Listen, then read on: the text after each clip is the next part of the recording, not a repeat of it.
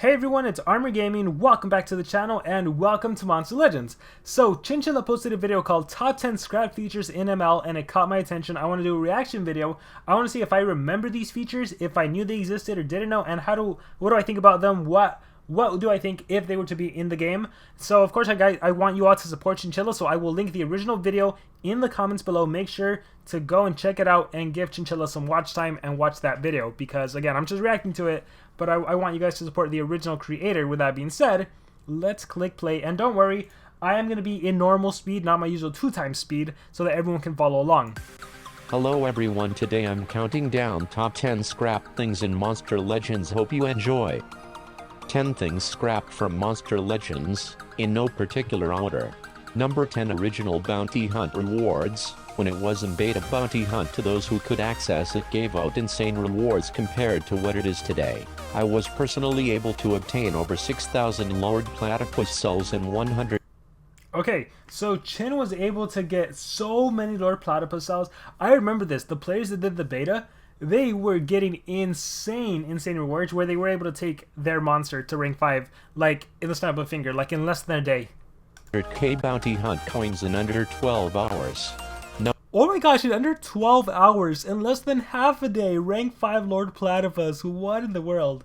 Yeah, I think it's actually a good thing that SP didn't give such crazy rewards. Like, honestly, I think the rewards right now are pretty insane already. Like, you can get Mouseron, you can get the brand new monster, you can get the old Metro monster, so you're getting 2 Metro monsters, Mouseron, and anyone else you get, like, it's easy enough. Like, it's pretty generous right now. You also get a ton of gems and everything. But imagine getting, like, rank 5 monsters every single month just from one event. Number 9, tutorial library mission. Originally, there was meant to be a tutorial mission. Tutorial library mission? I don't think I remember this. That taught you how to use the library and would have you put up against a variety of nemesis monsters so it could explain the lore. However, we only got a YouTube video in the end.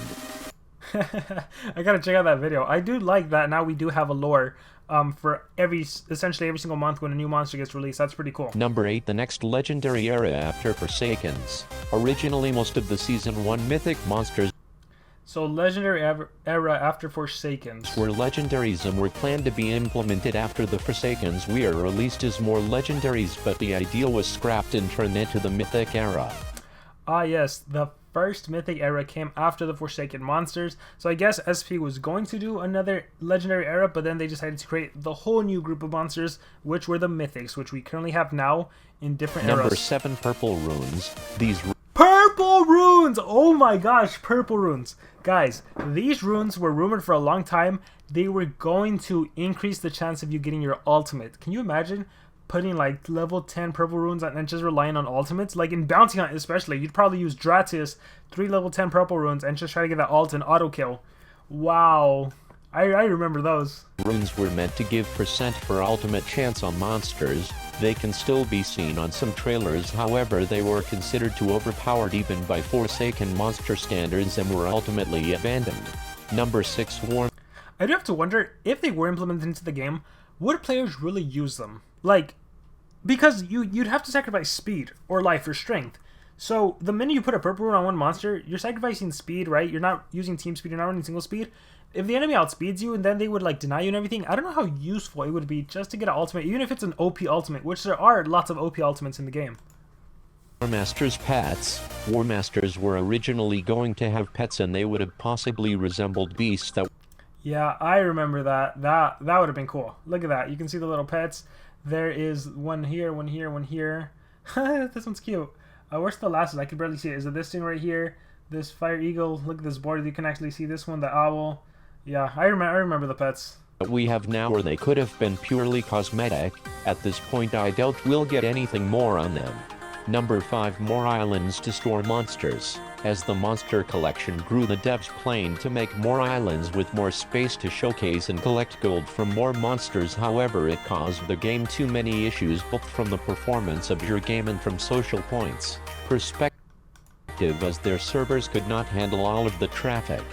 Number 4. I'm glad Shin talked about that. Yeah, so I did do a Q&A live stream with the devs, and they did say the reason, like, it's actually not that easy to just add more habitats and display more monsters, because that just takes up more memory of the phone, and depending on the device you have and everything, it's just too complicated, which is why they created the monster vault, where you just put your monster into the vault, and now you don't have all these little figures moving around. By the way, a little trick for those of you that don't know, you can actually make it so your monsters don't move in your island. They're actually static, which just helps with memory issues. OG status effects on modern monsters. These are not scrap per se, but they... What are those? Oh, the original ones, right? Because now they're different, or like some got morphed into something else. Like let's just say have been forgotten and only used on very few monsters, such as slow -20% speed. It's slow. Oh my gosh, I used to love messing around with the speed using slow or haste on your monsters. I think this is like Totem. Totem has this. I don't know what these are. This, I think it's like Glitch. Glitch probably has this. Haste plus 20%, bugged, guard down and half healing, reduced max stamina, magnetized and totems buffs. All of them except reduced max stamina caused issues with stat calculations on the server side, and they caused almost no effect on the battlefield. Number 3, Shock buff. Shock was meant to be buffed somewhere in the Mythic era to be able... Yeah, I know what Shin's gonna say. We talked about this in one of the live streams, I want to say, where one of the devs asked me, what's my thoughts on making it so that Shock could actually block anticipation? Because when you look at everything in the game, everything has a counter to something. The one thing that doesn't have a counter is anticipation, right? So what if you could make Shock as a counter to anticipation? That was discussed, but I don't think it got the support.